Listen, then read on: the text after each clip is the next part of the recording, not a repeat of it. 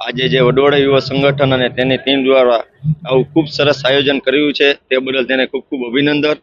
અત્યારે વડોદરા યુવા સંગઠનની ટીમ દ્વારા જે સમૂહ લગ્નનું આયોજન કર્યું છે તેમાં 42 યુગલો જોઈન્ટ થયા છે અને એમાં ઘણા ખરા સરકારી નોકરિયાત છે, ઘણા ખરા કેપેબલ છે, ઘણા બધા સારી એવી પોસ્ટ પર છે, પણ રબારી સમાજની એકતા બતાવવા માટે આ વડોદરા યુવા સંગઠન દ્વારા જે કાર્ય કરવામાં આવ્યું છે તેમાં જોઈન્ટ થયા છે અને વડોદરા યુવા સંગઠનની ટીમને હું ખૂબ ખૂબ અભિનંદન પાઠવું છું અને આવા આગળ કાર્ય કરતા રહો તેવી શુભેચ્છા પાઠવું છું। પહેલી વાત તો હું આ યુવા સંગઠન વડવાળા ગ્રુપને હું ખૂબ ખૂબ ધન્યવાદ પાઠવું છું।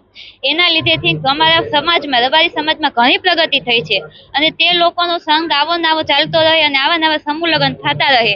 આ ચોથા સમૂહ લગ્ન છે। મારી હજી એવી આશા છે કે હજી આનથી નહીં આ સમૂહ લગ્ન થતા જ રહે અને અમારા દરેક દીકરીનું ઘર એવું છે કે કોઈને આશીર્વાદ આપવા માટે બાપુ ઘરે નથી જતા, પણ આ વડવાળા યુવા સંગઠન દ્વારા બાપુના આશીર્વાદ પણ અમને મળે છે। તેના માટે હું આ બધા આખી ટીમને ખૂબ ખૂબ આભાર પાઠવું છું। આજે શ્રી વડવાળા યુવા સંગઠન દ્વારા 42 યુગલોનો જે સમૂહ લગ્નનું આયોજન હતું તેનું આયોજન કરવામાં આવેલું છે, જેની અંદર medical camp, blood donation camp, સાથે સાથે પર્યાવરણનો પણ સારો સંદેશ જાય, જતન થાય તેના માટેનું એક દરેક દીકરા દીકરીઓના ગામમાં વૃક્ષારોપણ, સાથે સાથે જેટલા મહેમાનો આવશે તેમને પણ વૃક્ષારોપણ કરવાની પ્રેરણા મળે એ હેતુથી એમને ભેટ સ્વરૂપે અમે વૃક્ષારોપણ આપવાના છે। આ રીતનું આયોજન કરીને પર્યાવરણનો પણ સારો સંદેશ જાય, સાથે સાથે લોકોની અંદર, સમાજની અંદર એકતા અને જે સૌહાર્દની ભાવના છે તેમાં પણ વધારો થાય તેના એવા હેતુથી આ શ્રી વડવાળા યુવા સંગઠન દ્વારા સમૂહ લગ્નનું આયોજન કરેલું હતું।